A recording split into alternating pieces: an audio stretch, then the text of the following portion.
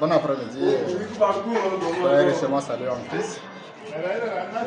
J'aimerais bien qu'on traite un sujet très capital qui relève d'une recommandation, une ordonnance divine, l'ordre suprême, comme beaucoup ont tendance de dire en définition, qualifier en définition le livre de Matthieu, le chapitre 28, le verset 18 à 19.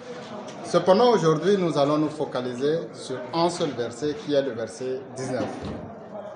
Mais avant de lire ce verset, il y a lieu de comprendre l'époque à laquelle ce verset a été écrit ou édité. Pendant la 5e époque du Nouveau Testament, la 5e époque correspond à la période de la résurrection et de l'ascension de Jésus-Christ.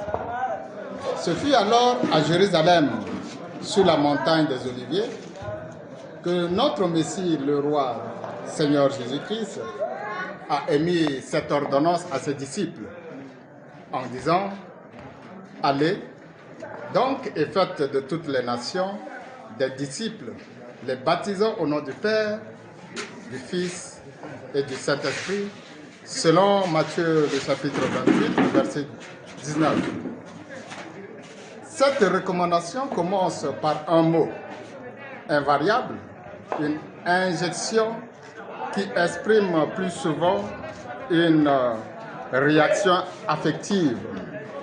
Aller. Beaucoup en confondent avec le verbe aller, où je conjugue je vais, vous allez. Cependant, ceci n'est pas un verbe, comme je venais de dire. Quels sont pour nous les termes à capital à définir? Je commence par le mot aller, qui est une expression qui allie ou signifie l'encouragement, l'affectivité ou la menace. Aller, va-t-on comme menace? Faire est un verbe qui, par définition, est à l'origine de quelque chose, ou porter quelqu'un à être ce qu'il est, ou encore familiariser, avoir un tel métier, une telle profession, ou se préparer à exercer un métier ou une profession. Ce même verbe « faire » est un verbe proportionnel qui, par définition, par indiction, veut dire arriver à la maturité. Arriver à la maturité. Disciple tire de son origine latin disciplos, qui veut dire personne qui reçoit les enseignements d'un maître. Faire partie de son école, personne qui suit l'exemple de quelqu'un qui considère comme un maître.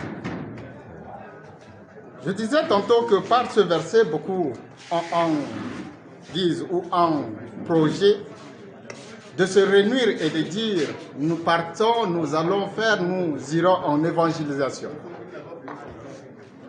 Allez, faites de toutes les nations les disciples. Le mot y est.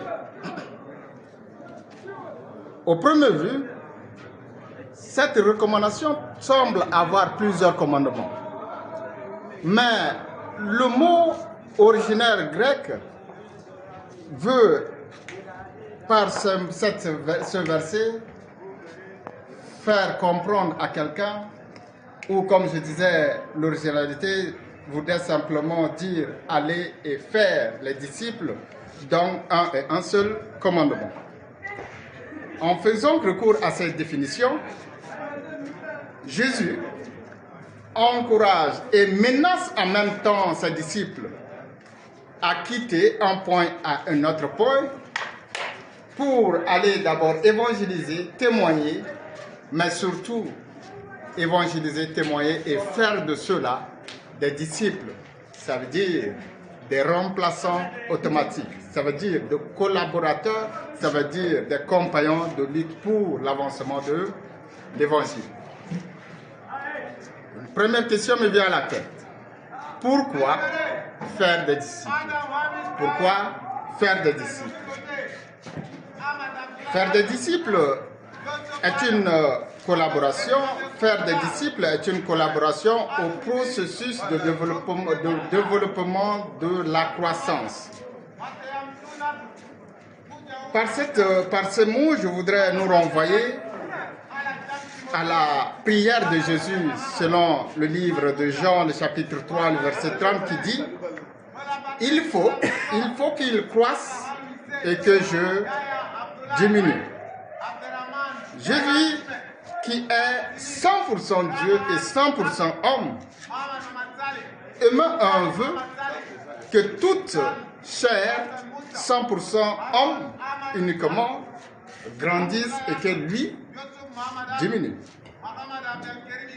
Pour la question de savoir le pourquoi faire les disciples, retenons quelques raisons. La toute première raison où Jésus donnait cette ordonnance « Allez et faites la nation des disciples » est, au point 1, témoigner Jésus-Christ. Témoigner Jésus-Christ. Je m'inspire du livre des Actes des Apôtres, le chapitre 11, le verset 26 qui dit « Et l'ayant trouvé, il l'amena à l'Antioche. Pendant toute une année, ils se réunirent aux assemblées de l'Église et ils enseignèrent beaucoup de gens. Ce fut à Antioche que pour la première fois, les disciples furent appelés chrétiens.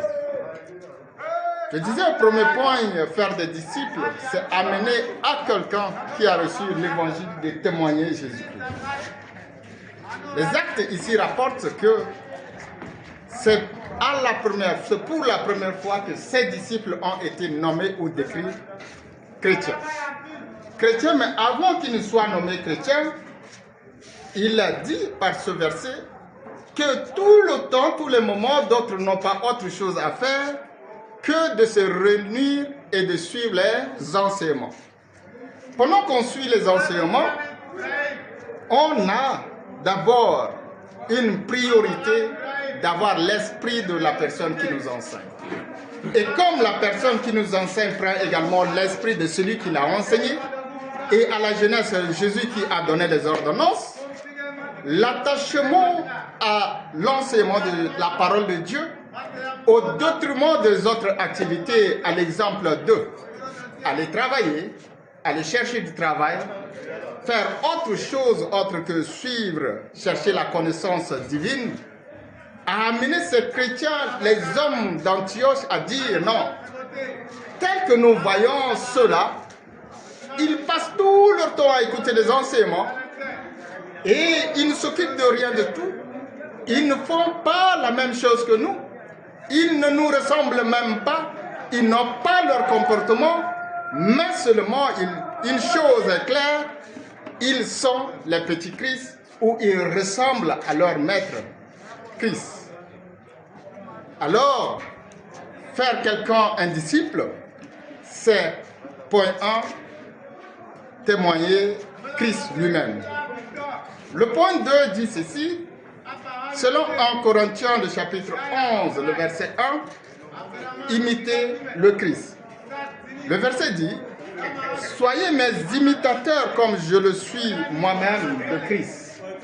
Paul dit à ses adeptes, ses disciples, que lui, il a suivi et il a acquis des connaissances, des comportements, des attitudes d'une personne appelée le Messie, le Christ. Et toute personne qui devait venir suivre son enseignement doit et peut aussi avoir la même initiative, le même comportement, la même attitude.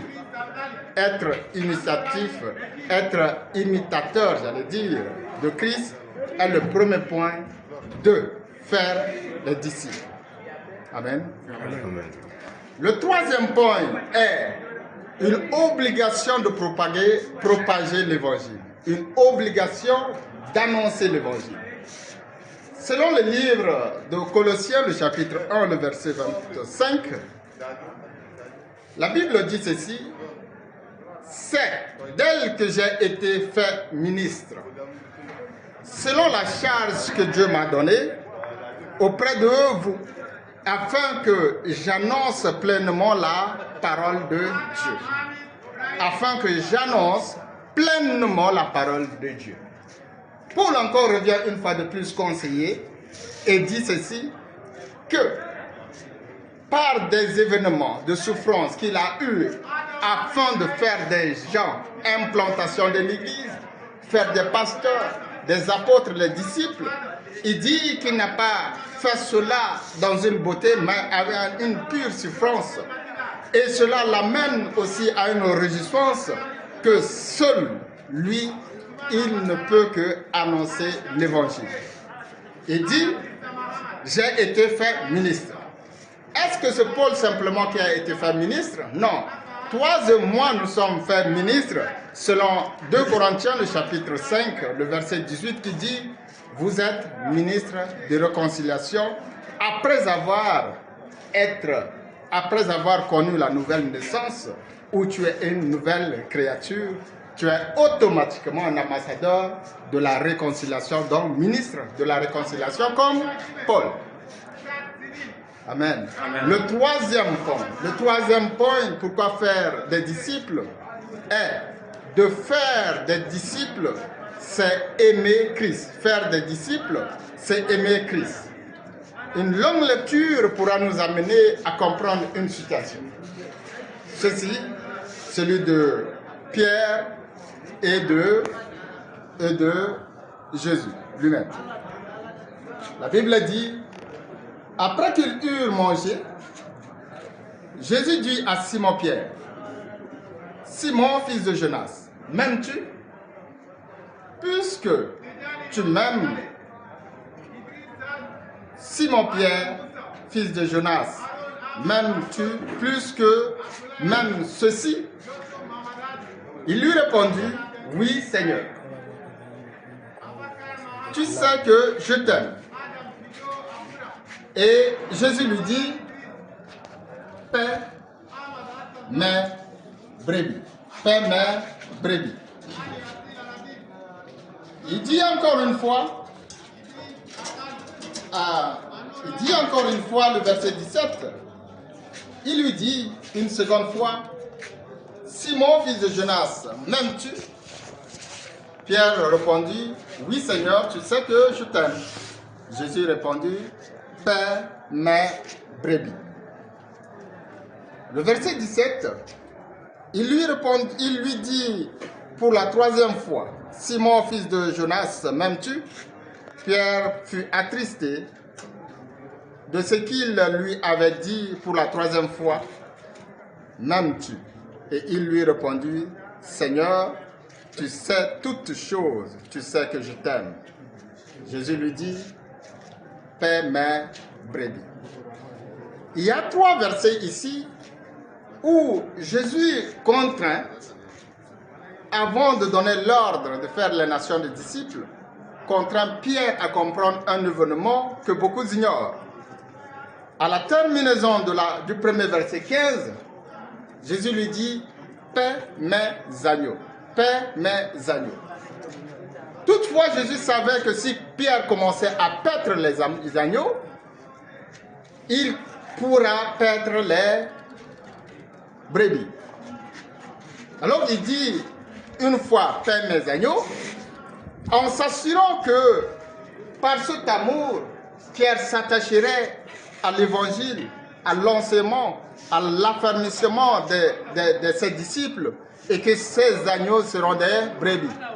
C'est pourquoi les 2 autres versets qui suivront, le verset 16 et 17, Jésus recommande, paie mes brebis, à l'occurrence du premier qui est, paie mes agneaux. Qu'est-ce que qu'est-ce que peut-on retenir d'une mission du disciple? La réponse est si simple. En tirant toujours de l'exemple de Paul, selon Romains le chapitre 19, Romains le chapitre 15, le verset 19, la Bible dit par la puissance des miracles et des prodiges, par la puissance de l'Esprit de Dieu, en sorte que depuis Jérusalem et les pays voisins, jusqu'en Illyrie, j'ai abondamment répandu l'évangile du Christ. La première mission du disciple constitué est de répandre abondamment l'évangile. Et la seconde alors est de garder le commandement de Christ selon Jean le chapitre 14 verset 15 qui dit « Si vous m'aimez, gardez mes commandements ». Lorsque Jésus parlait à Pierre, il dit « M'aimes-tu » Pierre dit « Oui, tu sais bien que je t'aime ». Alors il dit « Paie mes brebis ». Alors quiconque aime Christ va garder ses commandements et aimera aussi, paîtra aussi les brebis, autrement dit, s'engagera à faire des nations les disciples. Un mot, Ari, les baptisants au nom du Père, du Fils et du Saint-Esprit. Cependant, il faut reconnaître qu'il y a plusieurs formes et types de baptême. Un disciple est en l'occurrence celui qui est d'abord baptisé en premier. Parce que Marc 16, le verset 16 dit, celui qui croira et qui sera baptisé sera sauvé. Cependant, il y a un mot qui arrive avant la mort de Jésus, avant qu'il ne soit crucifié et qu'il donna cette ordonnance. Marc le chapitre 18, le verset 38 dit, Jésus leur répondit, vous ne savez pas ce que vous demandez. Pouvez-vous boire la coupe que je dois boire ou être baptisé du baptême dont je dois être baptisé? Vous ne pouvez dire, nous ne pourrons, dire-t-il. Par la question de Jacques et de Jean, ils voulaient s'asseoir au trône de Père, notre veut aussi s'asseoir au trône à la droite de Jésus. Mais comme Christ n'a pas encore accompli, n'était pas encore un parfait accompli, il dit alors qu'il est baptisé au Jourdain, certes. Les disciples également ont connu le baptême de Jean-Baptiste, où Jésus a également connu ce baptême. Mais cependant, il dit qu'il y a une coupe qu'aucun disciple ne pourra boire avec lui. Aussi un autre baptême qu'aucun disciple ne pourra être baptisé.